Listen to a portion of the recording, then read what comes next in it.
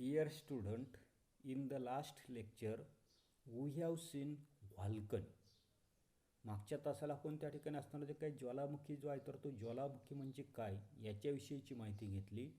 Then we have seen what are the effects of the volcano. ज्वालामुखीमुळे त्या ठिकाणी काय काय होताना दिसतं याच्याविषयीची असणारी काही माहिती जी आहे तर ती माहिती आपण त्या ठिकाणी मागच्या तासाला घेतली.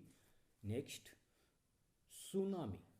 आता हे जे काही सुनामी जो आहे तर त्या सुनामीमधला टी हे जे काही अक्षर जे आहे तर ते अक्षर त्या ठिकाणी सायलेंट आहे, म्हणजे त्याचा उच्चार जो आहे तर तो उच्चार त्या ठिकाणी केला जात नाही, परंतु टी अक्षर त्या ठिकाणी घेतलं म्हणजे आपण उच्चार काय करताना तो सुनामी, एवढं तुम्ही त्या ठिकाणी लक्षात ठेवा. पहा आता tsunami. What is an earthquake. मागच्या इत्यांमध्ये आपण त्या ठिकाणी भूकंप म्हणजे काय हे त्या ठिकाणी पाहिलेले. पहा काय सांगता येईल आपल्याला. The vibration and cracking of the earth crust is called an earthquake. भूकंप कशाला म्हणतो की सर्वसाधारणपणे पृथ्वीचा असणारा जे काही भूपृष्ठभाग जो आहे तर त्याचं काय होतं नुसतं व्हायब्रेशन कंप पावताना दिसतो. आणि दुसरं आपल्याला सांगितलं क्रॅकिंग अप. क्रॅकिंग अप म्हणजे त्याला असणारे जे काही भेगा जे आहे चिरा जे आहे तर त्या चिरा त्या ठिकाणी पडणं याला आपण त्या ठिकाणी काय म्हणताना दिसतो अर्थक्वेक त्या ठिकाणी म्हणताना दिसतो. सेकंड क्वेश्चन आपल्याला विचारलेलं आहे की what will happen if an earthquake and the volcanic eruptions occurs at the bottom of the sea. काय सांगितलेले की भूकंप आणि ज्वालामुखीचा असणारा काही उद्रेक जो आहे तर तो उद्रेक हे जर सागराच्या तळाशी बॉटम ऑफ द सी म्हणजे सागराच्या तळाशी जर झाले तर काय होईल हे आपल्याला त्या ठिकाणी विचारले. पहा काय सांगता येईल की ट्रेमेंडस energy comes out of the earth crust at the time of the earthquake. म्हणजे सागराच्या तळाशी जर त्या ठिकाणी भूकंप जर झाला तर प्रचंड प्रमाणामध्ये त्याला म्हटलेले ट्रेमेंडस म्हणजे प्रचंड प्रमाणामध्ये असणारी काही ऊर्जा जी आहे तर ती ऊर्जा काही पृथ्वीच्या भूपृष्ठाच्या वर त्या ठिकाणी. If such movement occur at the bottom of the sea the huge wave are formed. म्हणजे अशा प्रकारचे असणारे काही घटना जी आहे तर ती अशा प्रकारची घटना म्हणजे भूकंप जो आहे तर तो भूकंप काय झाला पृथ्वीच्या आपली सागराच्या तळाशी जर त्या ठिकाणी जर झाला तर प्रचंड प्रमाणामध्ये ऊर्जा जी आहे तर ती ऊर्जा त्या ठिकाणी बाहेर येईल.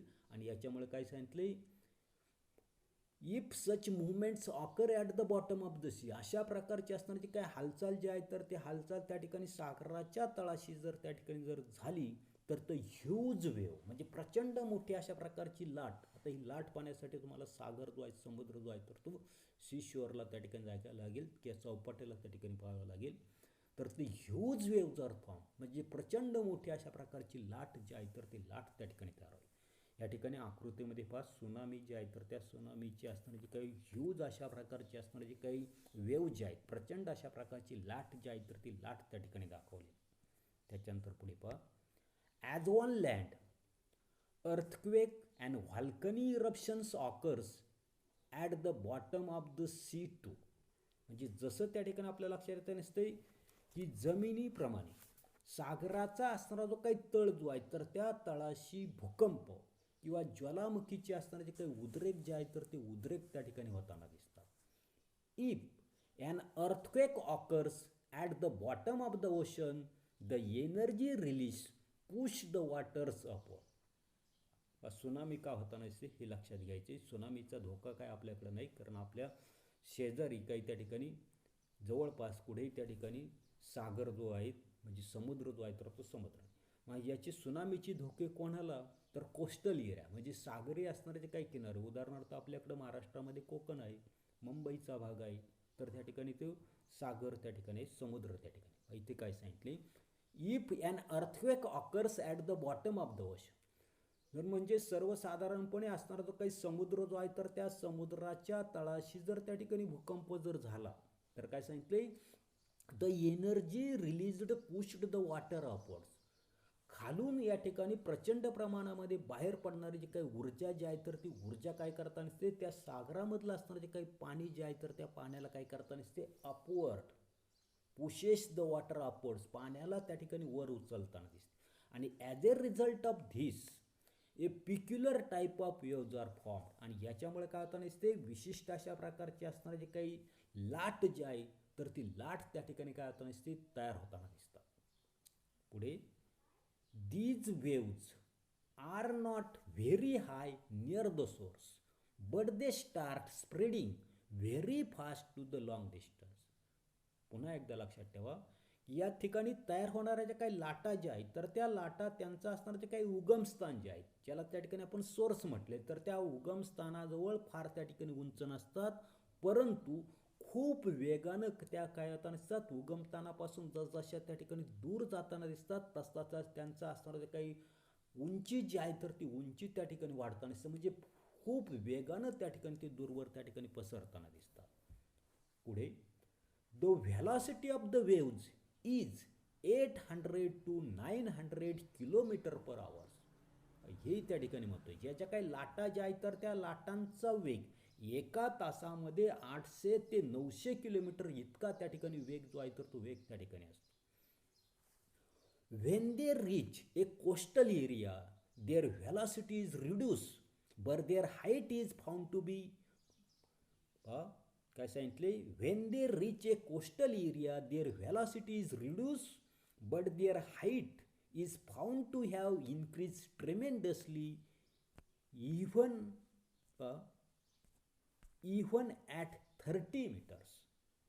पुन्हा एकदा पहा की when they reach a coastal area, आणि अशा प्रकारच्या ज्या काही लाटा ज्या आहेत तर त्या लाटा कोस्टल एरिया म्हणजे किनारी असणारा जो काही भाग जो आहे तर त्या किनारी भागाजवळ ज्या वेळेला पोहोचतात, देअर व्हेलॉसिटी इज रिड्यूस, त्यांची असणारा जो काही वेग जो आहे तर तो वेग आधीच्या वेगापेक्षा त्या ठिकाणी कमी होतो, परंतु पुढे आपल्याला सांगितले but their height is found to be have increase tremendously, परंतु त्यांची असणारी जी काही उंची जी आहे तर ती उंची खूपच त्या ठिकाणी मोठी होताना दिसते, इव्हन टू अबाउट 30 मीटर, म्हणजे 30 मीटरपर्यंत त्या ठिकाणी होताना दिसते, म्हणजे सर्वसाधारणपणे 100 फूट जे आहे तर त्या 100 फुटापर्यंत, 1 मीटर म्हणजे त्या ठिकाणी आपल्याला सर्वसाधारणपणे लक्षात येताना दिसते की 1 मीटरमध्ये 3 फूट, म्हणजे असे सर्वसाधारणपणे आता 30 मीटर, तर त्या ठिकाणी मल्टिप्लिकेशन जर केलं तर आपल्या लक्षात येईल म्हणजे 30 मीटरपर्यंत ती असणारी जी काही लाट जी आहे तर त्या लाटेची उंची त्या ठिकाणी तयार होताना दिसते. आणि सच अ wave generated by earthquake or volcano occurring on the ocean floor is called tsunami. आणि म्हणून अशा प्रकारचे असणारे जे काही महासागर जो आहे तर त्या महासागराच्या तळाशी भूकंप असेल किंवा दुसरं आपल्याला सांगितले व्हॉल्कनी म्हणजे ज्वालामुखी जी आहे तर त्या ज्वालामुखीमुळे निर्माण होणारी जी काही वेव लाट जी आहे तर त्या लाटांनाच काय म्हणताना असतो आपण त्या ठिकाणी सुनामी. पुढे, Tsunami is a Japanese word which means harbor wave. तर सर्वसाधारणपणे आपल्या लक्षात येत नसते की सुनामी जो आहे तर तो जपानी भाषेतील त्या ठिकाणी शब्द आहे, आणि सुनामीचा अर्थ किनाऱ्यावर येऊन धडकणारी पाण्याची मोठी लाट, त्याला म्हटलेली आहे हार्बर वेव. त्याच्यानंतर पुढे आपल्याला काय दिलेले की डिस्ट्रक्टिव्ह इफेक्ट ऑफ सुनामी, म्हणजे सुनामीची असणारे जे काही विघातक अशा प्रकारची डिस्ट्रक्टिव्ह शब्द त्या ठिकाणी वापरलेला आहे. डिस्ट्रक्टिव्ह म्हणजे सर्वसाधारणपणे ज्याच्यामध्ये त्या ठिकाणी प्रचंड अशा मोठ्या प्रमाणामध्ये नुकसान होईल अशा प्रकारचा भाग त्या ठिकाणी दिलेला आहे, आणि म्हणून त्या ठिकाणी म्हटलेले डिस्ट्रक्टिव्ह इफेक्ट ऑफ सुनामी. पाहता याच्यामधलं पहिला त्या ठिकाणी आपल्याला दिलेले destructive effect of the tsunami, सुनामीचे विघातक अशा प्रकारची परिणाम. पहिलं दिलेलं आपल्याला building and other constructions are destroyed. या सुनामीच्या असणाऱ्या ज्या काही लाटा ज्या आहेत तर त्या लाटामुळे सागराच्या किनारी असणाऱ्या ज्या काही इमारती असतील बांधकाम असतील तर त्या ठिकाणी काय होताना दिसतात तर ते उद्ध्वस्त त्या ठिकाणी होताना दिसतात. Second, there is large scale loss of life and financial loss. अशा प्रकारच्या सुनामींच्या लाटामुळं लॉस ऑफ लाईफ म्हणजे जीवितहानी, किंवा दुसरं आपल्याला सांगितले फिनान्शियल लॉस म्हणजे वित्तहानी जी आहे आर्थिक हानी जी आहे तर ती आर्थिक हानी मोठ्या प्रमाणावर त्या ठिकाणी निर्माण होताना दिसते. सेकंड आपल्याला दिलेले, थर्ड दिलेले, boats and ship near the coast gets damage. किनाऱ्याजवळील असणारे जे काही होड्या असतील जहाजं असतील तर त्या लाटांमुळे काय होतं नसते प्रचंड मोठ्या प्रमाणामध्ये या ठिकाणी होड्या आणि जहाजांचं नुकसान जे आहे तर ते नुकसान त्या ठिकाणी होतं नसते. फोर्थ आपल्याला दिलेले, trees get uprooted landslides takes place on a large scale. पहिलं आपल्याला सांगितले ट्रीज गेट्स अपरूटेड. अपरूटेड म्हणजे मुळांसह त्या ठिकाणी उपटून येणे. सुनामीच्या असताना जे काही लाटा ज्या आहेत तर त्या लाटांमुळे काय होतं नसते, झाडं जे आहेत तर ते झाडं मुळांसह त्या ठिकाणी उन्बाळून पडताना दिसतात. पुढे आपल्याला सांगितले landslides takes place on a large scale. मोठ्या प्रमाणावर मध्ये भूस्खलन, माळींची घटना आपल्याला माहिती. टेकड्या ज्या आहेत तर त्या टेकड्या त्या ठिकाणी काय होत असतात, खाली येताना दिसतात. त्यालाच त्या ठिकाणी आपण मोठ्या प्रमाणावर भूस्खलन त्या ठिकाणी होताना दिसते. फिफ्थ आपल्याला त्या ठिकाणी डिस्ट्रक्टिव्ह इफेक्ट दिलेला आहे. Changes takes place in the original land near the coast giving rise to the swamps.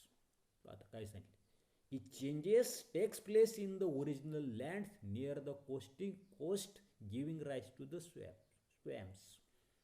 म्हणजे किनाऱ्यावरील मूळच्या जमिनीमध्ये बदल होऊन त्या ठिकाणी आपल्याला काय सांगितले स्वॅम्प.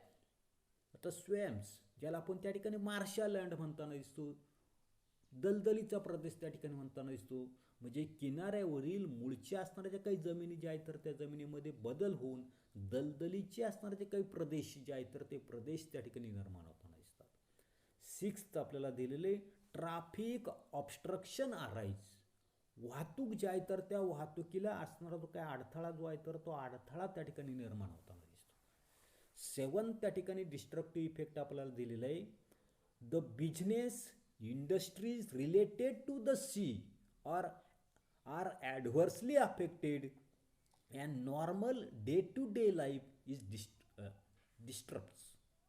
म्हणजे सर्वसाधारणपणे आपल्या लक्षात येत नसते की समुद्राशी संबंधित असणारे जे काही व्यवसाय असेल, उद्योगधंदे असेल, उदाहरणार्थ मासेमारी असेल, तेलाचे असणारे जे काही खाणी जे आहेत तर त्यासुद्धा आपल्या लक्षात येत नसतात तर त्या ठिकाणी समुद्रामध्ये असतात. उदाहरणार्थ मुंबईमध्ये तुर्बे या ठिकाणी त्या ठिकाणी ऑइल सापडताना दिसतं. म्हणजे समुद्राशी संबंधित असणारे जे काही बिझनेस असेल, इंडस्ट्री असेल, व्यवसाय असेल, उद्योगधंदे असेल याच्यावर त्या ठिकाणी विपरीत परिणाम होऊन काय होता नसते, normal day to day life is disrupt.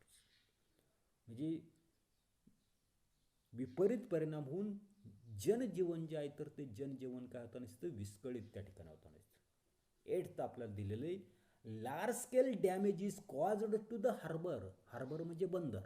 आता बंदर कशाला म्हणतो, बंदर काही इंग्रजी शब्द नाही. ज्या ठिकाणी असणारे जे काही मोठमोठ्या अशा प्रकारचे असणारे जे काही बोटी जे आहेत तर त्या बोटी सागरी किनाऱ्याला येऊन त्या ठिकाणी थांबताना दिसतात. त्यांचा असणारा जो काही माल जो आहे तर तो माल त्या ठिकाणी घेऊन त्या ठिकाणी थांबताना दिसतात. त्याला म्हटलेलं आहे हार्बर किंवा मराठीमध्ये बंदर आहे. Large scale damage is cause to the harbour. आणि ही जी काही बंदरं जे आहेत, सागराच्या किनारी असणारे जे काही बंदरं जे आहेत तर त्या बंदरांचं मोठ्या प्रमाणावर असणारं जे काही नुकसान जे आहे तर ते नुकसान त्या ठिकाणी होताना दिसतं. त्याच्यानंतर पुढे पहा काय सांगितलं आपल्याला, प्रिकॉशनरी मेजर्स. मग त्या ठिकाणी सुनामीसाठी उपाययोजना ज्या आहेत तर ते उपाययोजना त्या ठिकाणी आपल्याला सांगितलेले. पहा when A tsunami waves is found when a tsunami wave is formed due to an earthquake on the sea floor, it is necessary that an immediate estimate is made up of its progress and a warning of the danger is issued to the people in the coastal area. आता काय काय सांगितलं, when a tsunami wave is formed due to an earthquake on a sea floor. म्हणजे ज्या वेळेला सागराच्या तळाशी भूकंपामुळे सुनामीची लाट त्या ठिकाणी निर्माण झाल्यानंतर तात्काळ काय करायचे, पुढे दिलेले पहा, it is necessary that an immediate estimate is made up of its progress. म्हणजे सागराच्या तळाशी होणाऱ्या भूकंपामुळं सुनामीच्या लाटा निर्माण झाल्यानंतर तात्काळ तिचा अंदाज घेऊन काय करायचे पहा, A warning of a danger is issued to the people in the coastal area. आणि असा अंदाज घेऊन किनारी पट्टीलगतच्या किंवा किनारी पट्टीलगतच्या प्रदेशामधील असणारे जे काही लोक जे आहेत तर त्या लोकांना धोक्याची सूचना देणं त्या ठिकाणी आवश्यक असतं. पुन्हा एकदा नीट ऐका काय सांगतोय की सागराच्या तळाशी होणारे जे काही भूकंप जे आहेत तर त्या भूकंपामुळं सुनामीच्या लाटा निर्माण झाल्यानंतर तात्काळ तिचा अंदाज जो आहे तर तो अंदाज त्या ठिकाणी घ्यायचा आहे. आणि अंदाज घेऊन किनारी पट्टीलगतच्या प्रदेशातील लोकांना त्या ठिकाणी धोक्याची सूचना देणं त्या ठिकाणी आवश्यक असतं. फॉर दिस पर्पज, याच्यासाठी an artificial geostationary satellite is of great use. पाहत आणि याच्यासाठी कृत्रिम, पुढे सांगितलं आपल्याला भूस्थिर उपग्रह, ज्याला त्या ठिकाणी आपण म्हटलेले जिओस्टेशनरी सॅटेलाइट. आता जिओस्टेशनरी सॅटेलाइट जे आहे तर याच्याविषयीची माहिती तुम्ही त्या ठिकाणी 7वीला आहात. 10वीला त्या ठिकाणी पेस मिशन आहे, तर त्यावेळेला आपण त्या ठिकाणी जिओस्टेशनरी असणारे जे काही सॅटेलाइट जे आहेत तर त्या सॅटेलाइटची माहिती त्या ठिकाणी बघा. म्हणजे याच्यासाठी जी काही माहिती जी आहे धोक्याची असणारी जी काही सूचना जी आहे तर ती सूचना किनारी पट्टीलगतचे असणारे जे काही लोक जे आहेत तर त्या लोकांना या ठिकाणी त्याची सूचना देणे त्या ठिकाणी आवश्यक आहे. याच्यासाठी काय सांगितलं आहे, artificial geostationary satellite is of great use. आणि याच्यासाठी कृत्रिम भूस्थिर उपग्रहांची मदत जी आहे तर ती मदत त्या ठिकाणी होताना दिसते. एवढाच असणारा जो काही भाग जो आहे तर तो भाग आपण या तासाला पाहणार आहोत. पुढील भाग पुढील तासाला पाहू. धन्यवाद.